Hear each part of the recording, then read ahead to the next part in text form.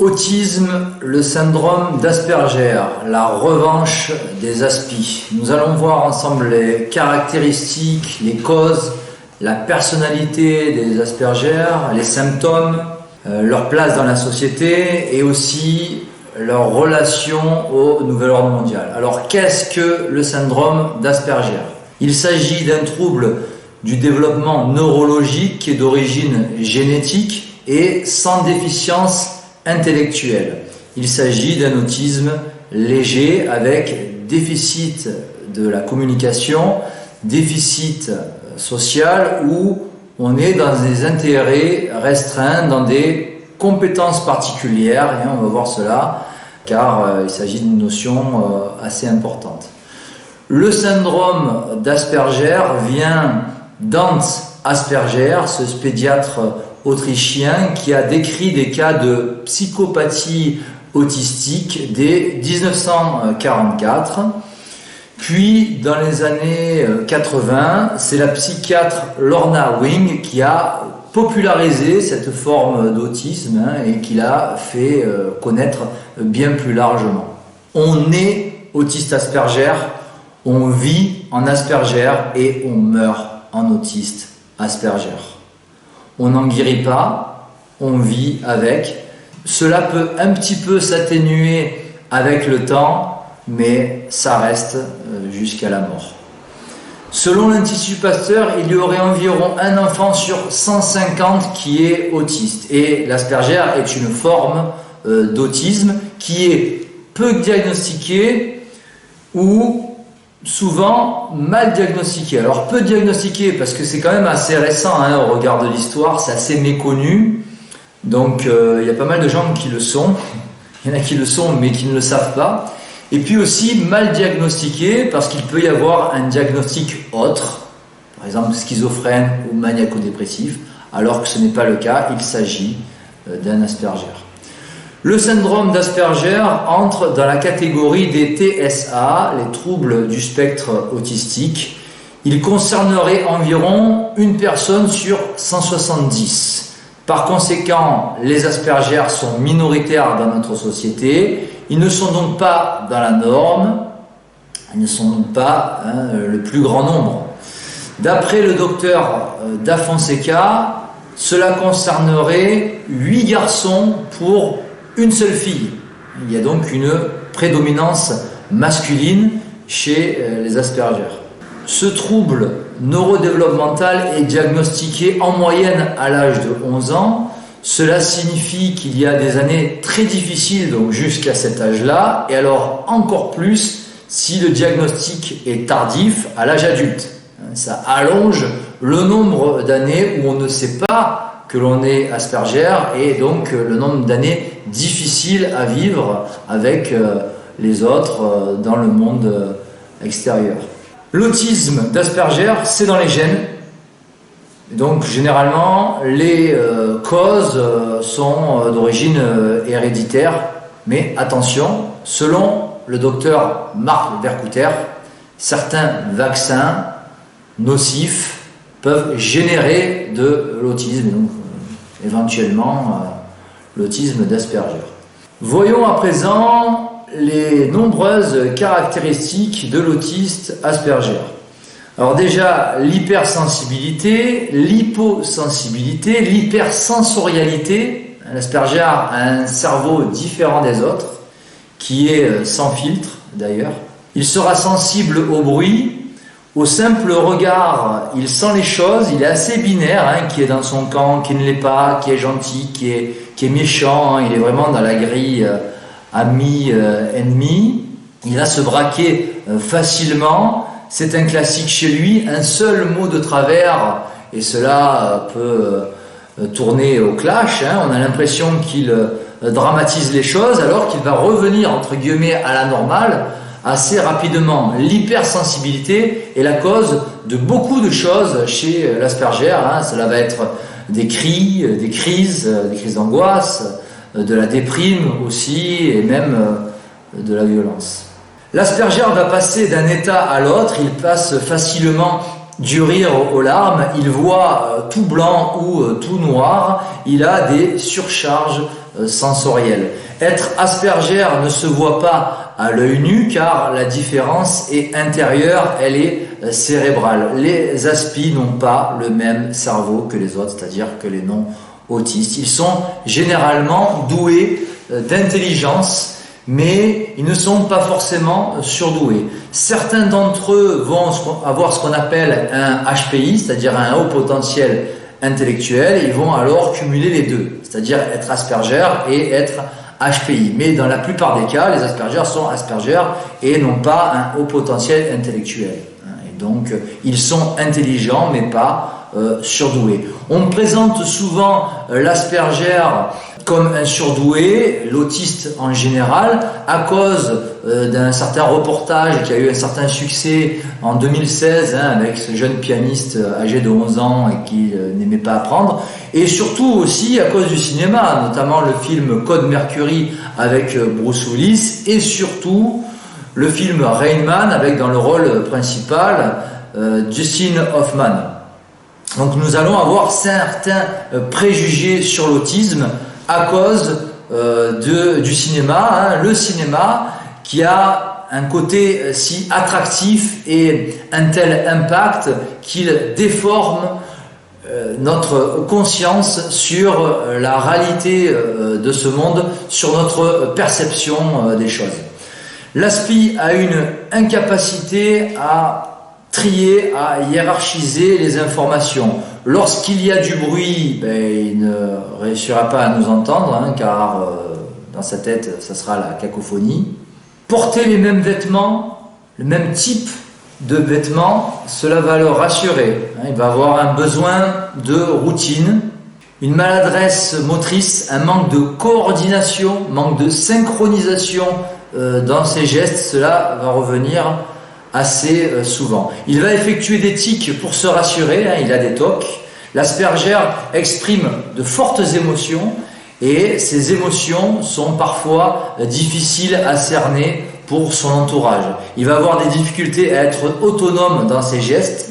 Ça va être difficile pour lui de s'habiller, de faire ses lacets, de se servir d'un couteau et d'une fourchette à table pour manger. Il va avoir des difficultés dans la motricité fine et il va devoir consulter une psychomotricienne. À l'âge adulte, certains Aspis n'arrivent toujours pas à faire leur lacet. Ils vont avoir des difficultés à passer leur permis. Ça aussi, ça va être un classique à cause de la forte montée de stress ce jour-là et donc de la difficulté à gérer leurs émotions. L'enfant Asperger est énergivore pour ses parents, pour son entourage proche, du fait de son manque d'autonomie. Il a besoin d'être aidé, il a besoin d'être assisté. La plupart des Asperger aiment étudier, ils sont intelligents et s'ils ne sont pas feignants, ils vont s'auto-stimuler. Il y a une soif d'apprendre, une soif d'information et par conséquent un besoin de transmettre ces informations et donc ce côté petit professeur dont parlait Hans Asperger. Précocité dans la lecture, dans le langage, facilité dans certains domaines mais très en difficulté dans d'autres domaines. Ils vont être très empruntés dans certains domaines et très à l'aise dans d'autres. L'Asperger peut évoluer positivement et compenser ses manques si son entourage l'aide, si on lui en donne les moyens. Il faut donc qu'il soit bien entouré et dès le plus jeune âge. Son entourage doit s'adapter à lui et non l'inverse, car lui n'en est pas capable.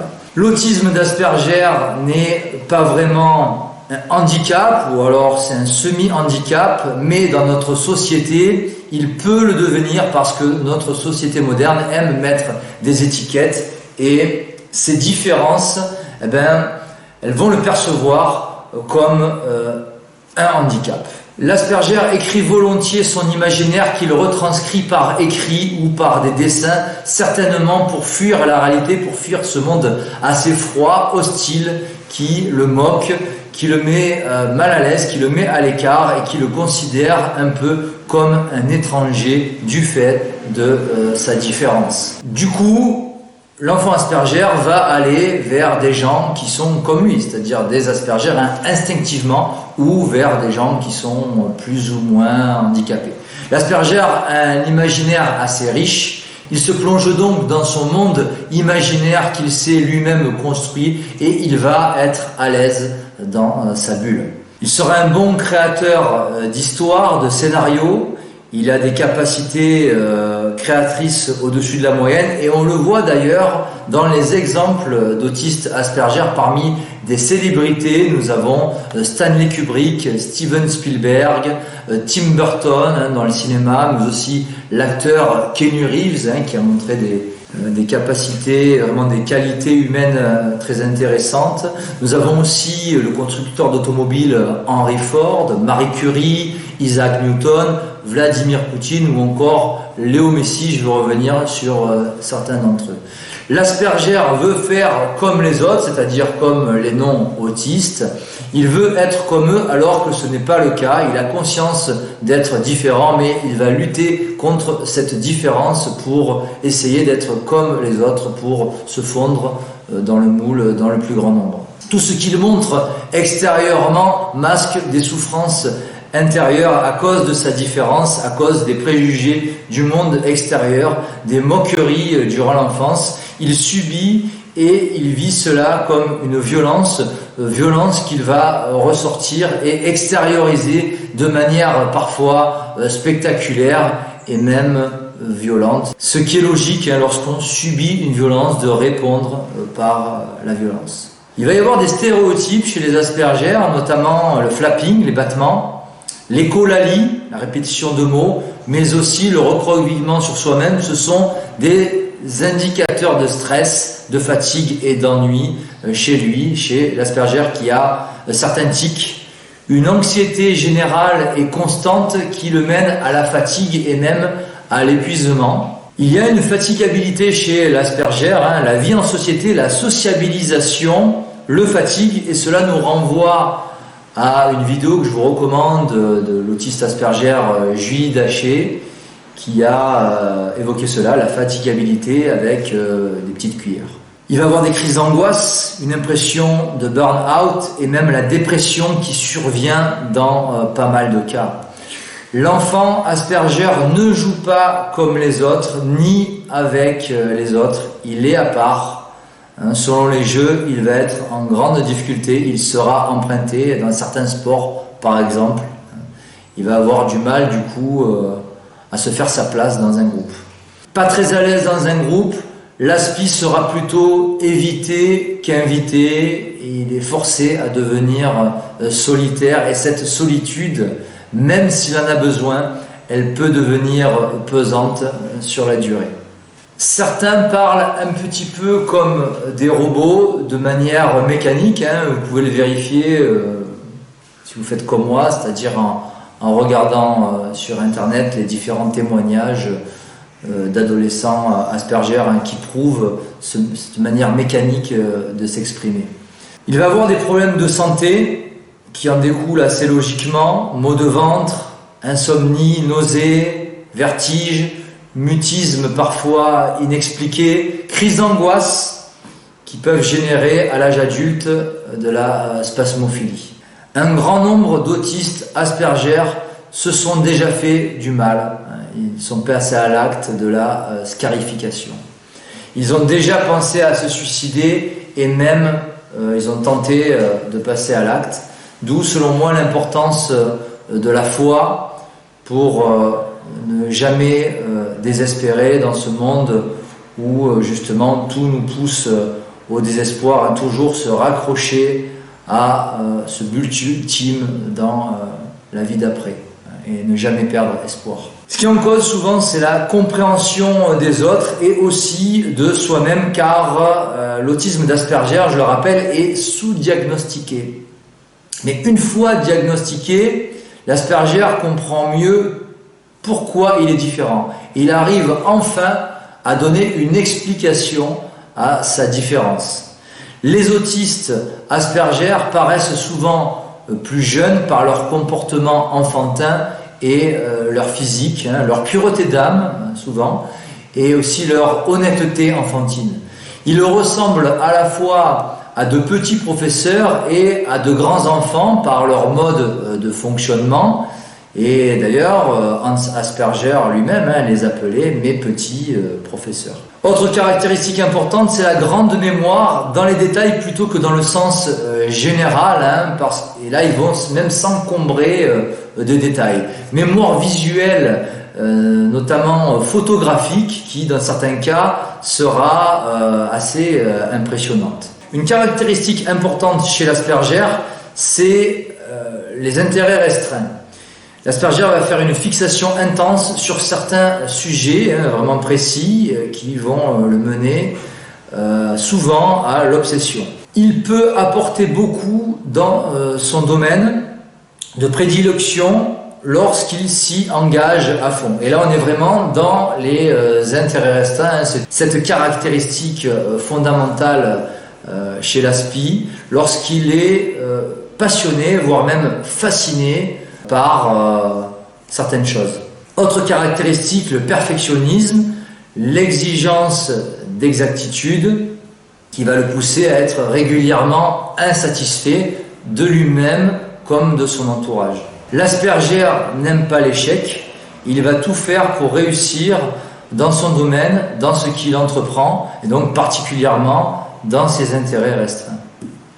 L'Asperger sera persévérant, mais à cause du manque de confiance en soi et aussi du monde extérieur, il peut perdre sa persévérance, il peut perdre sa confiance et il peut tout simplement échouer. Il sera doué de logique, d'intelligence. Un concept abstrait sera en revanche beaucoup plus difficile à cerner et à comprendre pour lui. Lui, il faut que ce soit clair, il faut que ce soit carré. L'Asperger cherche à trouver des solutions rationnelles à des problèmes qui ne le sont pas, à des problèmes émotifs, d'où l'apparence du manque d'empathie. Il va avoir du mal à comprendre ce que ressent l'autre, il va avoir du mal à se mettre à la place de l'autre. Sa communication est claire, elle est directe, lui n'est pas dans le non-dit, il n'est pas dans le sous-entendu. Alors pour lui, ça sera difficile de gérer ses émotions, il va avoir des difficultés dans sa communication, des difficultés parfois à synthétiser car il aime rentrer dans les détails, des difficultés aussi à faire des choix, surtout lorsqu'il en a beaucoup à faire, il va être vite débordé. L'Aspi a besoin que tout soit en ordre, prévisible, planifié et carré. L'imprévu est appréhendé, le changement et la nouveauté vont le déstabiliser et cela, il va le vivre comme une sorte d'agression. Il a besoin de contrôler son environnement avec cette routine, des rituels quotidiens. Et il va avancer grâce à ces rituels, grâce à cette routine de manière quelque peu militaire. Le rituel rassure l'Asperger. Il en a besoin, faire les mêmes choses à la même heure, chaque jour. Et en cela, je trouve que les exercices spirituels de Saint Ignace sur 5 jours sont faits pour lui. Ils lui correspondent tout à fait, car il y a un cadre, il y a des horaires, il y a des règles à respecter, et l'Asperger est inflexible justement sur les horaires ou sur les principes. Il tient ferme à ces principes, il a sa ligne directrice, qu'elle soit bonne ou qu'elle soit mauvaise d'ailleurs, il va suivre jusqu'au bout sa ligne directrice. Nombreux sont ceux qui ont eu un faux diagnostic. Je parlais tout à l'heure que ce syndrome est mal diagnostiqué. Donc ça va être par exemple des troubles de la personnalité obsessionnelle compulsive, donc les TOC. Les maniaco-dépressifs aussi, les schizophrènes ne sont pas des Asperger. Il faut bien saisir la différence. La dépression guette l'Asperger et selon les spécialistes de santé, elle survient dans environ 1 cas sur 3, ce qui est énorme. Et pour l'autiste, il s'agirait d'1 cas sur 10. Donc je rappelle que l'autisme Asperger, c'est un autisme léger. L'autiste, lui, il faut bien faire la distinction entre les deux. Il n'y a pas forcément besoin de se sociabiliser. Il est bien à l'écart du monde. L'autisme d'Asperger, lui, c'est quand même différent et donc il va moins bien le vivre, cette mise à l'écart. Et donc la dépression le guette beaucoup plus. Il va y avoir parfois une lenteur pour répondre, il ne donnera pas de réponse du tout car il est déconnecté. Et comme l'Asperger est dans son monde qu'il s'est lui-même créé, il va avoir des moments plus ou moins longs où il sera déconnecté. Il va falloir le reconnecter au réel. Il va avoir besoin de faire plusieurs choses à la fois pour se canaliser, souvent 2 choses à la fois qui vont occuper tout son espace. Les TDAH, alors c'est assez récent ça, les troubles de l'attention, sont assez fréquents chez les Asperger qui ont une certaine tendance à s'évader, à avoir des fugues mentales, c'est-à-dire qu'ils vont être là physiquement, mais pas mentalement. Leur esprit sera ailleurs. Les délais seront plus importants pour traiter les informations. Il lui est difficile de comprendre les situations sociales et les attentes de son entourage. Certains d'entre eux ont des difficultés à regarder dans les yeux, mais là je pense que c'est plutôt les autistes que les Asperger. Parce que attention, les Asperger n'ont aucune difficulté à vous parler et à vous regarder droit dans les yeux. D'autres Asperger ont des difficultés à reconnaître les émotions. Parfois, il y a un trouble de la reconnaissance des visages, à ressentir les émotions des autres, à se mettre à la place de l'autre. L'Asperger va se vexer facilement à cause de son hypersensibilité et je dirais même à cause de son hypersusceptibilité. Des fois, on a un peu cette impression qu'on ne peut rien lui dire, quoi.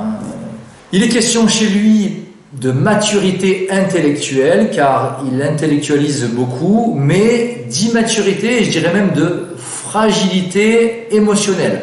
Il va être émotif comme un enfant et non comme un adulte. Et cette hypersensibilité, cette hyper-émotivité, le monde va le percevoir comme une faiblesse, alors que ce n'est pas vraiment le cas.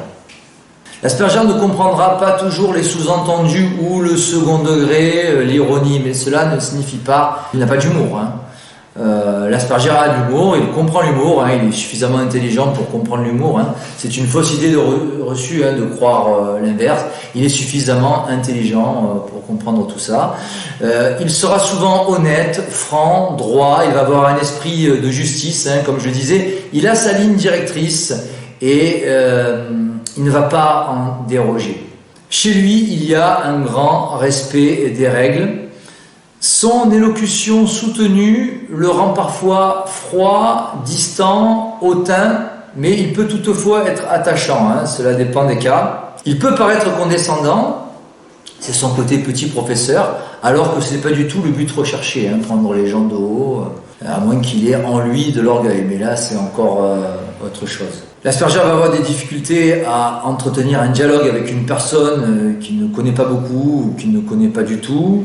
Va avoir des difficultés à interagir avec plusieurs personnes à la fois au sein d'un groupe. Des difficultés relationnelles tout simplement. Il sera plus à l'aise à 2 avec une personne qui connaît, qui sait gérer, qui sait s'adapter à lui.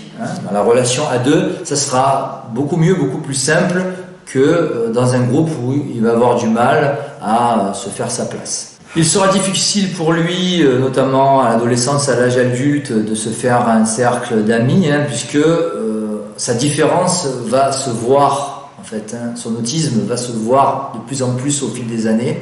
Donc difficile pour lui d'avoir un cercle d'amis, de s'accorder avec l'autre pour être en couple et pour fonder une famille, ce sera beaucoup plus compliqué que la moyenne. Malheureusement. L'Asperger est souvent psychorigide et avec un entourage à la cool qui n'est pas du tout sur le principe. Évidemment, souvent ça va coincer car il va y avoir un décalage. Il est assez vulnérable dans ce monde impitoyable car il croit facilement ce qu'on lui dit. Il va avoir une naïveté infantile qui est due à son innocence. En conséquence, cela va produire du harcèlement scolaire et dans le monde du travail, il a tout à fait le profil pour être harcelé. C'est quelque chose d'assez terrible que l'on sous-estime. Le harcèlement scolaire, le harcèlement d'enfants et d'adolescents du fait de leurs différences. Et il y a d'ailleurs une chanson là-dessus de la jeune chanteuse Maëlle qui s'intitule « L'effet de masse » que je vous recommande, vous pouvez retrouver sur YouTube. La solitude, le monde hostile, les difficultés, le manque de soutien, tout ça peut amener à la perte de confiance en soi, pour qui que ce soit d'ailleurs. Et il a l'impression d'être seul et incompris, il a besoin de réconfort, il a besoin d'être aidé, soutenu, rassuré, valorisé. Il se dégage une certaine pureté chez bon nombre d'Asperger qui sont en décalage avec le monde moderne qui est plongé dans la triple concupiscence de l'orgueil, de l'argent et de la chair. L'aspi a besoin, lui, d'être seul pour se recharger. Il a besoin de réfléchir, qu'on le laisse tranquille. C'est sa phrase favorite. Laissez-moi tranquille, car il a des surcharges sensorielles et émotives. Parfois, on ne sait pas les raisons de son recroquevillement, de son isolement. La frustration qu'il va avoir beaucoup de mal à gérer, cette frustration est assez présente d'avoir l'impression d'être inadapté à la vie, de ne pas avoir l'esprit de ce monde, de ne pas être comme les autres, c'est-à-dire comme les non-autistes. L'Asperger est-il égocentrique? Je dirais plutôt oui. À l'enfance, oui, car il va être centré sur lui-même, alors surtout s'il est enfant unique, mais il le sera moins à l'âge adulte, surtout s'il parvient à devenir un père de famille. L'Asperger peut évoluer positivement, il peut avoir plus d'empathie, être moins égocentrique, il peut gagner en autonomie, être moins assisté avec les années. Cela va dépendre aussi de son entourage. Chaque Asperger est unique, il y a des tendances, il y a des caractéristiques générales que l'on retrouve assez souvent, mais ce ne sont pas tous les mêmes, ce ne sont pas des clones. Il y a des profils qui sont quand même très variés. Le psychologue clinicien Luc Martranchard a distingué 20 symptômes fondamentaux que l'on retrouve chez les Asperger. Voyons quels sont ces 20 symptômes. En 1, c'est l'hypersensibilité sensorielle. En 2, l'hyposensibilité sensorielle. En 3, l'intolérance au changement, qui nous renvoie aux besoins de routine. En 4, les routines, la tendance à tout planifier. En 5, la rigidité de la pensée, le strict respect des règles. En 6, les intérêts restreints, il va être expert dans son domaine. En 7, l'intérêt insolite. En 8, les mouvements répétitifs. En 9, le langage répétitif, l'écholalie. En 10, la difficulté à se faire des amis. En 11, le peu d'intérêt pour les autres, ce qui est typique chez l'autiste. En 12, les difficultés dans les relations sociales. En 13, la communication non verbale. En 14, la compréhension des signes non verbaux. En 15, le contact visuel.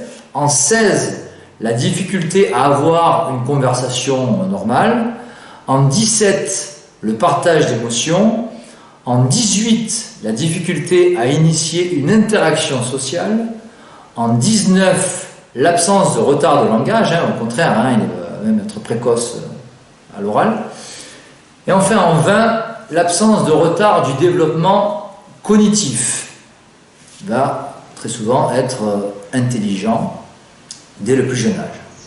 Donc selon le nombre de symptômes que l'on a, on est ou on n'est pas Asperger. Vous pouvez faire l'essai, mais quand même, pour savoir si on est Asperger, il vaut mieux aller voir un spécialiste de santé et faire un véritable diagnostic. Voyons maintenant la place de l'autiste Asperger dans la société et constatons que certains employeurs cherchent spécifiquement des Asperger pour certains emplois, ce qui n'est quand même pas anecdotique ni anodin. Car les Asperger vont faire le boulot de manière méthodique et perfectionniste et généralement, il vaut mieux qu'ils soient seuls pour effectuer certains jobs. Il y a certains boulots qui vont être plus adaptés à eux que d'autres, notamment dans l'informatique ou alors travailleurs indépendants, par exemple infirmiers. Dans certains domaines, leur côté créatif peut faire avancer les choses. L'Asperger peut être un facteur de progrès. L'Asperger et sa relation au nouvel ordre mondial maintenant. Il peut être utilisé comme c'est le cas avec le fondateur de Microsoft, Bill Gates, qui est un autiste Asperger, et ce pour nous amener vers un nouvel horizon. C'est ça le nouvel ordre mondial, de nouvelles normes, un nouvel ordre, une nouvelle société qui correspond aux aspirations de ceux qui dirigent ce monde. Mais je rappelle que ce n'est pas Bill Gates qui dirige ce monde, ce sont des familles oligarchiques qui sont liées par le sang, qui sont à la tête de la haute finance, de cartels, qui dirigent ce monde et qui se servent du financement de la fondation Gates pour faire avancer leurs plans, pour faire avancer leur agenda. L'Asperger peut assurer cette transition, ce trait d'union pour basculer d'un monde à l'autre. Il peut être un outil clé dans ce processus mondialiste et on s'en aperçoit avec le cas de Bill Gates. L'Asperger peut donc être une sorte de révolutionnaire dans son domaine et on s'en aperçoit à travers des exemples de célébrités, comme par exemple le réalisateur Stanley Kubrick, qui, je rappelle, avait sorti dans les années 70 Orange Mécanique, qui était vraiment précurseur dans cette idée de montrer la violence comme ça de manière abrupte. Ça ne se faisait pas à cette époque, beaucoup l'ont copié par la suite. Nous avons le footballeur Léo Messi, qui est vraiment une sorte de génie dans son domaine, donc le football. Vladimir Poutine, qui est vraiment quelqu'un de très rigoureux, qui a vraiment une certaine autorité. Il y a vraiment une autorité à la tête de la Russie depuis qu'il en est le président et même lorsqu'il était Premier ministre. Nous avons aussi le constructeur d'automobiles Henry Ford, qui était un industriel différent des industriels d'aujourd'hui, c'est-à-dire qu'il était indépendant de l'État, indépendant de la haute finance. Il a été d'ailleurs très critique envers cette haute finance, envers un certain parasitisme cosmopolite. Il avait d'ailleurs écrit un livre là-dessus. Bon, il a dû se rétracter, mais il n'a pas pu s'empêcher de dire la vérité, Henry Ford, même si à la fin de sa vie, il a fini par s'affilier à une loge maçonnique. Donc voilà, il y a certains exemples d'Asperger, et puis il y en a aussi un. Alors là, je me mouille un petit peu, je peux me tromper, mais je ne serais pas du tout étonné que l'entraîneur argentin Marcelo Bielsa soit lui aussi un autiste Asperger. Il a tout à fait le profil, il est dans son truc, il a ses manies, il a ses rituels, ses habitudes, il a une sensibilité intérieure qu'il masque, il a du mal d'ailleurs à fixer dans les yeux, il a des principes qu'il applique quoi qu'il arrive. Voilà. Il est dans la religion de ces principes. Bielsa, il a un perfectionnisme, des compétences vraiment au-dessus de la moyenne, une droiture dans ses principes, à tel point que je trouve qu'il a fait basculer, il a vraiment révolutionné le métier d'entraîneur et que bon nombre d'entraîneurs dans le monde s'en inspirent. Et il est vraiment une référence dans son domaine. Il a vraiment apporté autre chose. Il a amené son métier d'entraîneur dans une autre dimension, à tel point qu'il y a un stade en Argentine à son nom, ce qui est extrêmement rare pour quelqu'un qui est encore vivant. Donc voilà, l'Asperger peut être un précurseur dans son domaine, il peut être un facteur de progrès, mais hélas aussi souvent dans l'échec. Donc on l'a vu, en haut dans certains domaines, des intérêts restreints, mais aussi très en bas dans d'autres domaines. Et selon moi, il faut appuyer là où il est tout en haut. Et oui. Il peut alors être un facteur d'avancement dans la société, à condition que le projet auquel ils prennent part soit sain et pas malsain. Or, avec Bill Gates, on voit que c'est un outil au service d'un projet malsain et qui est même diabolique. Donc voilà, j'aimerais positiver et retenir cette idée-là. L'Asperger, outil au service d'un projet sain, un facteur de progrès. Après tant de souffrance, après tant de harcèlement, de moqueries à supporter, à encaisser, l'Asperger prendra peut-être au final sa revanche à l'âge adulte sur la froideur de ce monde, la froideur de cette société, sur ce système républicain qui accepte certaines différences, qui soutient d'ailleurs certaines différences et qui finance grassement je pense au lobby LGBT, mais qui n'accepte pas et qui ne soutient pas d'autres différences. La preuve. Ceci était selon moi à relever, et ce qui est à souhaiter, c'est de savoir utiliser à bon escient nos différences. Et là, plus généralement, et pas simplement pour les autistes Asperger, que chacun trouve sa voie et s'épanouisse dans son domaine, dans ce qu'il fait, dans ce qu'il entreprend. Voilà, je vous remercie beaucoup d'avoir pris le temps de m'écouter sur ce sujet assez méconnu du grand public. Et surtout, en ces temps difficiles, que Dieu vous garde.